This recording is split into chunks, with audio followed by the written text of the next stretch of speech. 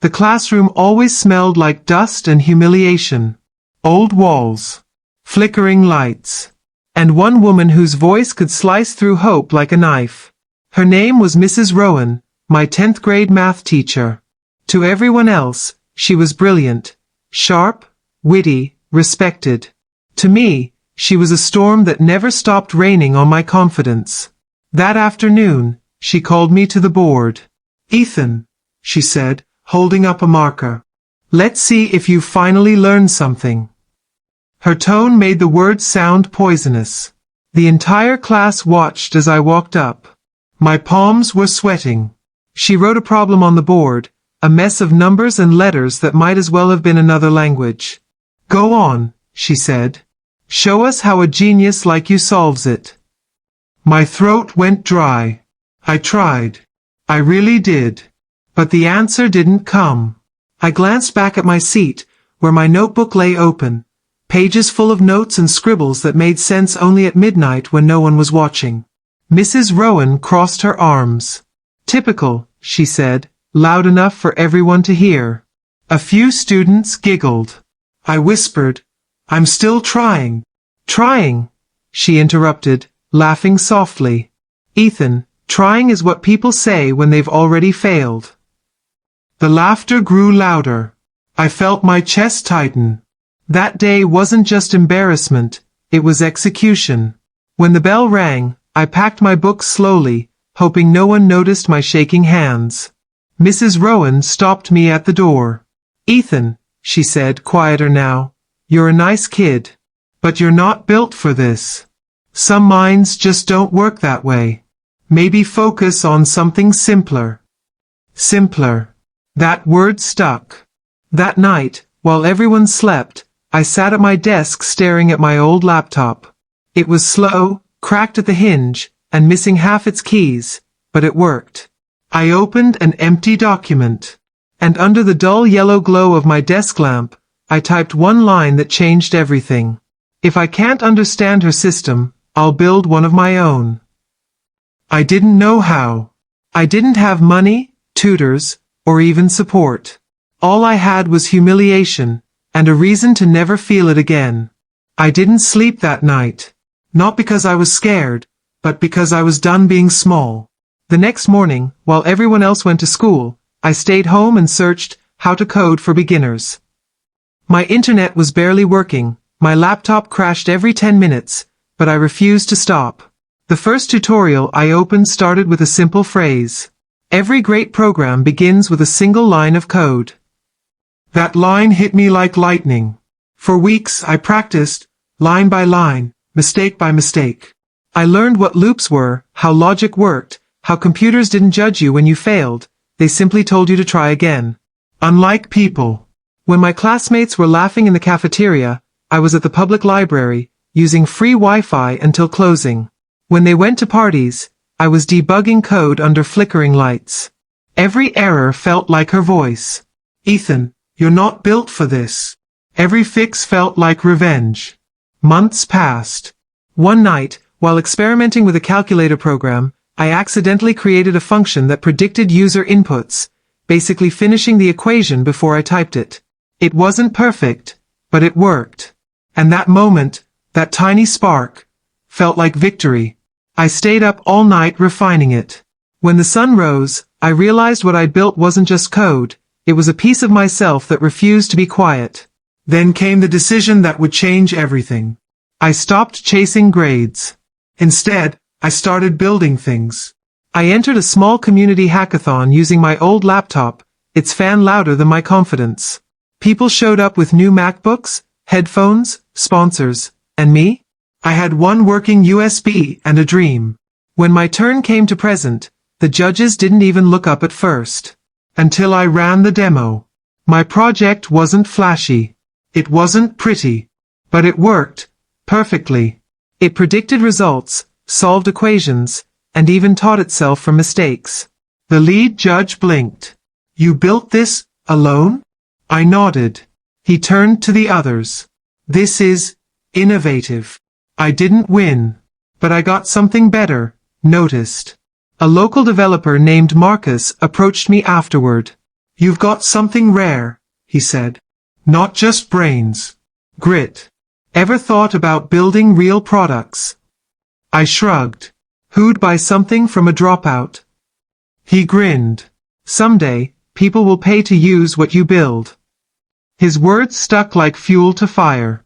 From that day, Marcus became my silent mentor. He taught me about design, databases, and most importantly, value. He said, smart people build things. Successful people build things that solve pain. So, I built for pain. The pain of being underestimated. The pain of being told I wasn't enough. The pain of Mrs. Rowan's voice in my head. By 19, I had my first app prototype ready, a study assistant that helped students learn through visual logic. I called it Nova. It wasn't beautiful yet, but it worked. And it was mine. When I uploaded it online, it got 200 downloads in a week. Then 500. Then 1,000. I remember refreshing the screen, watching the number grow, whispering to myself, "Still think I'm not smart enough?" For a moment, it looked like life was finally working with me. Nova was gaining traction. Small schools were downloading it, students were messaging me for help, and for the first time in years, I felt seen. But success isn't kind when you're not ready for it. One evening, Marcus called. "Congrats, Ethan," he said. "A tech investor wants to meet you. He saw Nova online." My hands shook as I scribbled the address. A week later, I sat in a conference room that looked more expensive than my entire neighborhood. The investor, a sharp man in a navy suit, smiled at me like I was a gold mine he'd just discovered. "I like your app," he said, "but I want something cleaner, more polished. If you sell me the source code, I'll pay you $5,000. You can start over and build something else." 5,000. At that time, it felt like a fortune. Rent, food, new laptop, all of it. But somewhere in my gut, I knew what it meant. He didn't want to buy my app. He wanted to bury it. "I'll think about it," I said. When I told Marcus, he frowned. "Don't sell yet. It's your baby. Let it grow." But I was tired of scraping by, tired of struggling, tired of feeling like that broke kid in Mrs. Rowan's class. So, I sold it. The next month, I found out the company rebranded Nova as their own and released an upgraded version, one that exploded across the country. Millions of downloads. Billboards. Headlines. My name? Erased. I sat in my tiny apartment staring at the screen, reading. Revolutionary study app changing the way students learn, created by Zentech Solutions. Created by them. Not me. That night, I smashed my old laptop. For hours, I just sat in the dark, thinking about how stupid I'd been. How Mrs. Rowan would probably laugh if she saw me now. The world didn't just steal my work, it stole the one thing I thought I'd finally earned, worth. Marcus came over the next day, found me staring at the floor. He didn't say much. Just handed me a new notebook and said, "Next time, build something no one can take from you." It sounded impossible. But something inside me clicked. 4 weeks, I wrote down everything I had learned, every mistake, every feature, every user review. And in those scribbled pages, an idea started forming. Not another study app. Something bigger. Something the world, and Mrs. Rowan, couldn't ignore. An app that didn't just help students learn, but helped teachers teach better. A full-scale education AI that adapted to every learning style. I called it LYRA. This time, I built in silence. No partners. No investors. Just revenge and vision. Days blurred into nights. Nights into months. Code, coffee, collapse, repeat. When I finally finished the beta version, it felt different. Not like an app. Like a weapon. The kind that could change everything. 3 years after I coded the first line of LYRA, my world looked nothing like it used to. What started in a cracked laptop on a kitchen table had grown into a small office, then a company, then a movement. LYRA wasn't just an app anymore. It was a personalized education platform used by schools, colleges, and tutoring centers across the country. The software adapted to students' learning patterns, turning weakness into progress. Teachers could upload lessons, track understanding, and even record personal video feedback. Every update, every new feature, every line of code carried the same silent message I'd written years ago. If I can't learn your way, I'll make the world learn mine. Investors called. Awards followed. Forbes listed me in their top 30 innovators under 30. But it wasn't the fame that mattered. It was the moment I realized Nova had been forgotten, but I hadn't. Then one morning, an email landed in my inbox. Subject: Request for Institutional Partnership, Westbridge High School. I froze. Westbridge. The same school where Mrs. Rowan once told me I wasn't built for intelligence. The message came from the school board. They wanted to integrate LYRA into their digital learning system. It was the biggest contract my company had ever received. As I read the details, I saw her name listed under department heads. Mrs. Rowan, Senior Mathematics Faculty. I leaned back in my chair, a smile forming. Poetic didn't even begin to describe it. When the day came for the official presentation, I walked into the same school that once made me feel like nothing. The halls smelled the same: pencil shavings, floor polish, and teenage anxiety. But this time, I wasn't carrying a backpack. I was carrying ownership papers and $1 million contract. Inside the conference room, teachers were gathered around a projector. When I entered, Mrs. Rowan looked up from her notes. Her pen froze midair. "Good morning," I said, calm and polite. "I'm Ethan Reed, developer of the LYRA system. Thank you for meeting with me."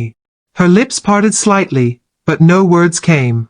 It took her a few seconds to find her voice. "Ethan Reed. The same one," I said with a small smile. The board members began asking questions. Integration speed, data privacy, customization. I answered every one with precision and ease. Every time I spoke, I saw her watching, not the confident teacher anymore, but someone realizing the student she dismissed had outgrown her classroom. When the meeting ended, the principal shook my hand. "Brilliant work, Mr. Reed. You're exactly what this school needs." Mrs. Rowan stayed seated, eyes fixed on the screen where the LYRA logo glowed softly, smart learning for every mind. After everyone left, she finally stood. "You've done well," she said quietly. "Better than you expected," I replied, keeping my tone light. She nodded. "I was wrong about you." I looked at her, really looked, at the woman who once decided my worth for me. "No," I said gently. "You were right back then. I wasn't smart enough. But you gave me a reason to become smarter than I ever needed to be." She didn't answer. Her eyes glistened, and she turned away. As I walked out of the building, students passed by with phones in hand, using LYRA to study. It felt like the world itself had come full circle.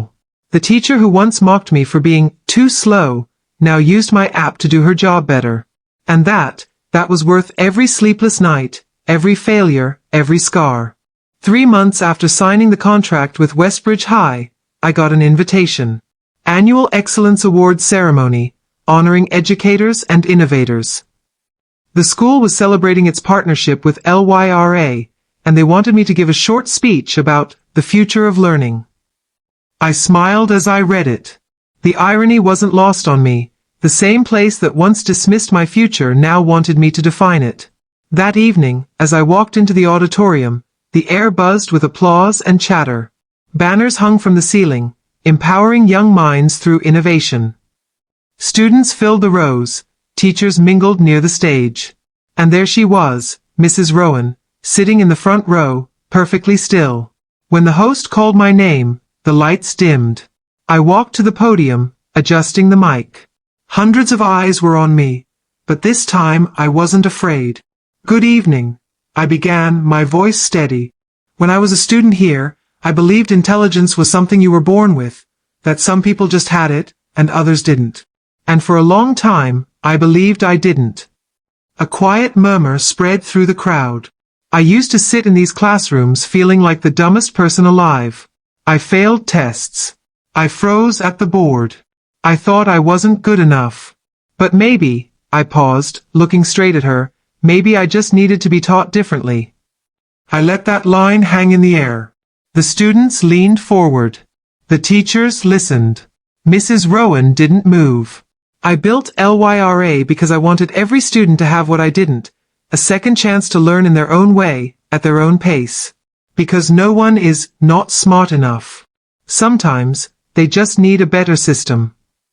Applause filled the room, but my eyes stayed on hers. And for a moment, I saw something unexpected. Pride. Maybe regret. Maybe both. After the ceremony, as people congratulated me, she approached quietly. Her voice trembled. You were talking about me, weren't you? I didn't answer right away. You were part of my story, I said finally. But not the ending. She exhaled, shoulders dropping. I was young. Proud. I thought I was helping by being harsh. I didn't realize I was breaking someone. Her honesty hit me harder than her insults ever did. You didn't break me, I said softly. You built me. Just not the way you intended. She smiled faintly.